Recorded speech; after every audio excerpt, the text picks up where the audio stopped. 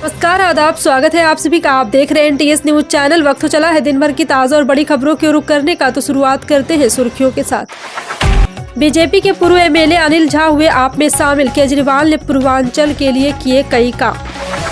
CM आतिशी ने स्वीकार किया गहलोत का इस्तीफा। संजय सिंह बोले, एक और भावी नेता कब। वक्फ मुद्दे का सियासी हथियार के रूप में इस्तेमाल कर रही भाजपा। कर्नाटक के गृह मंत्री का आरोप। न मणिपुर एक है न सेफ है। कांग्रेस अध्यक्ष मल्लिकार्जुन खड़गे हिंसा को लेकर केंद्र पर भड़के। गुजरात सरकार का बड़ा फैसला, बढ़ाई इस योजना की सहायता राशि, किसानों को होगा फायदा। टमाटर हो गए सस्ते, रिटेल कीमतों में आई 22.4% की गिरावट। जानिए लेटेस्ट भाव। जी हाँ, एक एक करके पूरी जानकारी आपको विस्तार से देंगे, लेकिन उससे पहले एक छोटी सी रिक्वेस्ट करेंगे दोस्तों। अगर आपको भी लगता है देश में होने वाले तमाम चुनाव EVM से ना होकर के बैलेट पेपर पर होना चाहिए, अगर आप भी हमारी बात का समर्थन करते हैं तो आप इस वीडियो को लाइक करके चैनल को सब्सक्राइब कर लीजिए और वीडियो को ज़्यादा से ज़्यादा लोगों में शेयर कीजिए। और आप किस राज्य शहर से न्यूज को देख रहे हैं कॉमेंट में जरूर लिखिए। चलिए वीडियो को स्टार्ट करते हैं।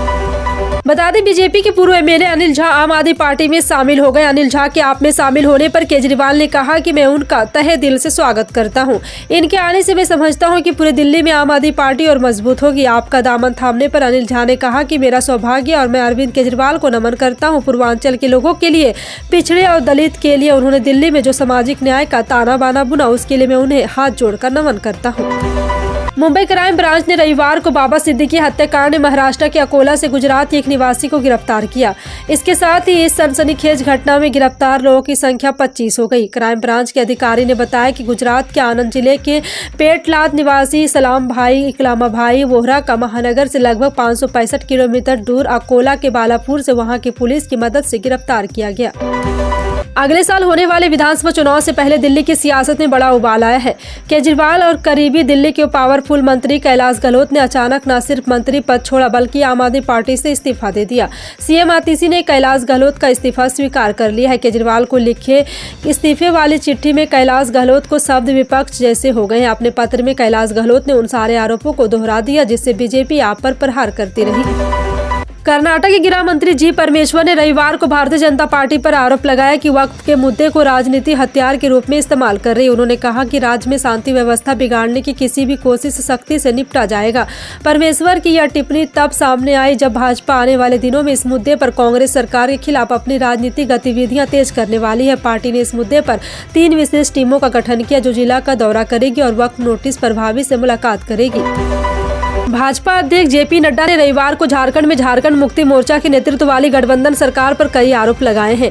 इस दौरान उन्होंने कांग्रेस नेता गांधी पर भी यहां निशाना साधते हुए कहा कि वो OBC के चैंपियन बनना चाहते हैं, लेकिन उन्होंने सवाल किया कि राजीव गांधी इस बार फिर भी लगातार मंत्रिमंडल 27 OBC मंत्री। उन्होंने दावा किया PM मोदी की नेतृत्व वाली NDA सरकार OBC, आदिवासी, SC को मुख्य धारा में ला रही है। महाराष्ट्र विधानसभा चुनाव के लिए प्रचार के दौरान केंद्रीय मंत्री नितिन गडकरी ने कांग्रेस सांसद राहुल गांधी पर पलटवार किया। उन्होंने सभी नेताओं से राहुल गांधी को गंभीरता से न लेने की अपील की। दरअसल हाल ही में कांग्रेस नेता ने PM मोदी की तुलना अमेरिकी राष्ट्रपति जो बाइडेन से की थी। उन्होंने कहा था कि PM मोदी भी राष्ट्रपति बाइडेन की तरह भूलने की बीमारी से पीड़ित है। नागपुर में प्रचार के दौरान भाजपा नेता नितिन गडकरी ने कहा, कांग्रेस नेता जिसकी बात करते हैं कोई भी उन्हें गंभीरता से नहीं। उन्होंने कहा कि राज्य की जनता 20 नवंबर को विधानसभा चुनाव में एक बार फिर महायुति सरकार पर भरोसा जताएगी। मणिपुर हिंसा को लेकर कांग्रेस अध्यक्ष मल्लिकार्जुन खड़गे ने केंद्र सरकार और राज्य सरकार पर तीखा हमला बोला। खड़गे ने कहा, भाजपा की डबल इंजन की सरकार है। मणिपुर ना तो सुरक्षित और ना ही एक रहा है। खड़गे ने भाजपा सरकार पर बंटवारे की राजनीति करने का आरोप लगाया। कांग्रेस अध्यक्ष ने सोशल मीडिया मंच X पर साझा एक पोस्ट में प्रधानमंत्री मोदी को संबोधित करते हुए लिखा, आपकी डबल इंजन की सरकार ने मणिपुर एक है और ना ही सेफ है। मई 2023 में मणिपुर अकल्प्य दर्द, बंटवारे और हिंसा से गुजर रहा है।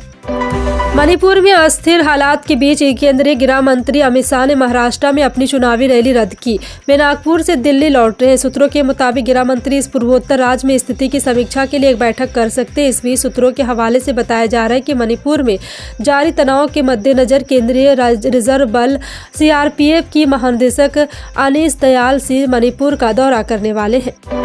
महाराष्ट्र विधानसभा चुनाव से पहले भाजपा नेता किरीट सोमैया ने विभाजनकारी टिप्पणी के लिए मौलाना खलीलुर रहमान सज्जाद नोमानी के खिलाफ महाराष्ट्र चुनाव आयोग के अधिकारियों से शिकायत दर्ज कराई थी। रविवार को इसकी कार्रवाई पर बात करते भाजपा नेता ने बताया कि चुनाव अधिकारी ने मौलाना खलीलुर रहमान सज्जाद नोमानी की विभाजनकारी टिप्पणी की जाँच शुरू कर दी है। उन्होंने कहा कि रिपोर्ट आज शाम तक आने की संभावना है। महाराष्ट्र विधानसभा चुनाव के प्रचार अभियान जोर शोर से चल रहा है। आपको पिछले विधानसभा चुनाव के बाद की वो कहानी तो याद ही होगी। जी हां, आपको बता दें, चुनाव की वो कहानी तो याद होगी, कैसे एनसीपी को तोड़कर अजित पवार ने सुबह सुबह सीएम पद की शपथ ले ली थी और देवेंद्र फडणवीस उनके डिप्टी सीएम बने थे। तब 3 दिन की सरकार बनाकर इन नेताओं ने यह दिखा दिया कि राजनीति का नैतिकता से कोई लेना देना नहीं।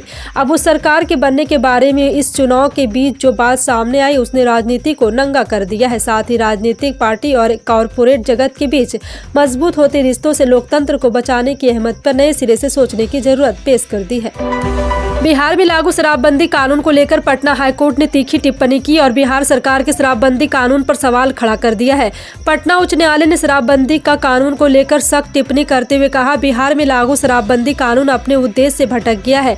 पटना हाईकोर्ट की सख्त टिप्पणी पर बिहार सरकार फिलहाल बैकफुट पर नजर आ रही। वहीं इसके साथ ही उत्पाद एवं मद्य निषेध विभाग में हाईकोर्ट की टिप्पणी के बाद मंथन शुरू हो गया है। मद्य निषेध मंत्री रत्नेश सादा ने कहा है कि बहुत जल्द अवैध शराब धंधे में शामिल लोग पर सीसीए और संपत्ति जब्त कानून लागू करेंगे। इस पर पूरी जानकारी ली जा रही है। महाराष्ट्र विधानसभा चुनाव के बीच लोकसभा में नेता विपक्ष राहुल गांधी रविवार को मुंबई स्थित शिवाजी पार्क पहुंचे और उन्होंने शिवसेना से संस्थापक बाल ठाकरे उनके पुण्यतिथि पर नमन किया है। राहुल गांधी ने दादर स्थित शिवाजी पार्क पहुंचने से पहले बाल ठाकरे की 12वीं पुण्यतिथि पर पहले एक्स पर पोस्ट करके याद किया। राहुल गांधी के साथ उनकी बहन प्रियंका गांधी भी वहां पहुंची। इस मौके पर बाल ठाकरे के बेटे पूर्व मुख्यमंत्री उद्धव ठाकरे भी मौजूद रहे। अमेरिका राष्ट्रपति चुनाव जीतने के बाद डोनाल्ड ट्रंप लगातार अपनी कैबिनेट में मजबूत करने में जुटे हैं। साथ ही उन्होंने अपनी मंशा भी जाहिर कर दी। इसी बीच उनकी कैबिनेट के 2 साथी पर यौन उत्पीड़न के आरोप लगा है। शपथ ग्रहण से पहले डोनाल्ड ट्रंप की कैबिनेट सेक्स स्कैंडल में घिर गई है। बता दें कि ट्रंप कैबिनेट में रक्षा सचिव के लिए नियमित पीट हेग्सेट और अटॉर्नी जनरल के रूप में चयनित मैट गेट्स पर यौन उत्पीड़न के आरोप लगे हैं। महाराष्ट्र और झारखंड के पुनः चुनाव प्रचार जारी है। वहीं गृह मंत्री अमित शाह महाराष्ट्र में चुनाव प्रचार करने पहुंचे हुए थे, लेकिन उन्होंने अपनी 4 रैलियां कैंसिल कर दी। साथ ही वह दिल्ली लौट गए हैं। उन्होंने बता दें कि अमित शाह 4 जनसभाओं को संबोधित करने वाले थे। उनकी चुनावी सभा रद्द होने के बारे में भारतीय जनता पार्टी के विदर्भ संगठन ने जानकारी दी है। सब कुछ बड़ा नाटकीय रहा जब अक्टूबर की शुरुआत में एक विवाह समारोह में शामिल होने वाले कई पार्टी कार्यकर्ताओं को बहुजन समाज पार्टी से निष्कासित कर दिया गया। मेरठ मंडल के पूर्व प्रभारी प्रशांत गौतम, जिला प्रभारी दिनेश और हलचल मचाने वाला था। रहस्य इसलिए और गहरा गया कि जिस आयोजन में ये लोग शामिल हुए वो किसी और नहीं बल्कि बीएसपी के ही राष्ट्रीय महासचिव मुक्कानाद अली के बेटे का विवाह समारोह था। अंदरूनी सूत्रों का दावा है कि चूंकि मुक्कानाद के यहाँ बेटी सुम्बुला राणा मीरापुर विधानसभा सीट में समाजवादी पार्टी के उम्मीदवार है, इसलिए बीएसपी प्रमुख मायावती ने ही पार्टी नेताओं को इस शादी से दूर रहने को कहा था। महाराष्ट्र के अमरावती लोकसभा सीट से पूर्व सांसद और भारतीय जनता पार्टी के नेता नवनीत राणा की एक जनसभा में कुर्सियां फेंकी गई। इस हंगामे से बाल बाल बच गई। पूर्व सांसद ने आरोपियों के खिलाफ एफआईआर दर्ज करा दी है।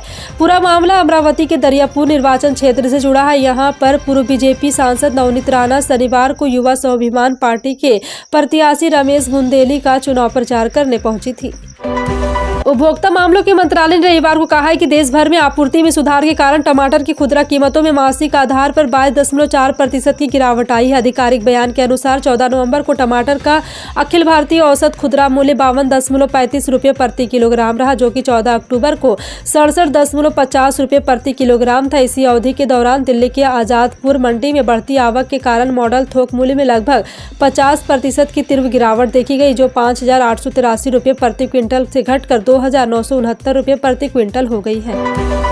नाइजीरिया के राष्ट्रपति अहमद टिनुबू ने अबुजा में प्रधानमंत्री नरेंद्र मोदी को स्वागत किया। उन्होंने अबुजा में पीएम मोदी की अगवानी की।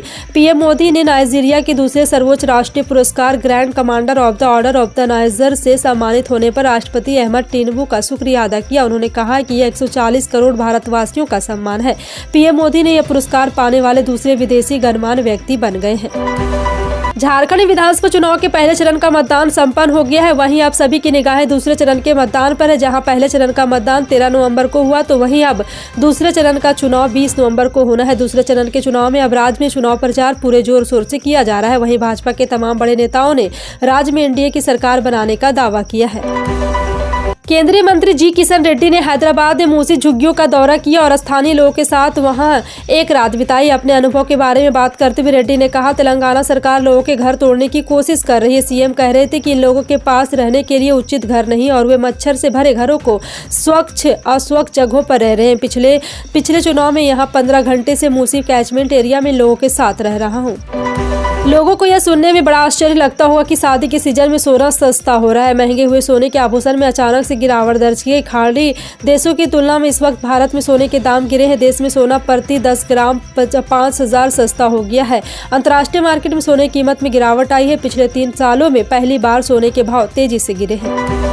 गुजरात की भूपेंद्र प्रदेश सरकार प्रदेश के विकास के साथ राज्य के आम लोगों की किसानों की जरूरत का भी ध्यान रख रही है। गुजरात सरकार द्वारा लगातार किसानों के विकास के लिए उचित कदम उठाए जा रहे हैं। इसी के तहत गुजरात सरकार ने बाजार में किसानों को उनकी उपज की अच्छी कीमत दिलाने के लिए मुख्यमंत्री फसल भंडार संरक्षण योजना की राशि बढ़ा दी है।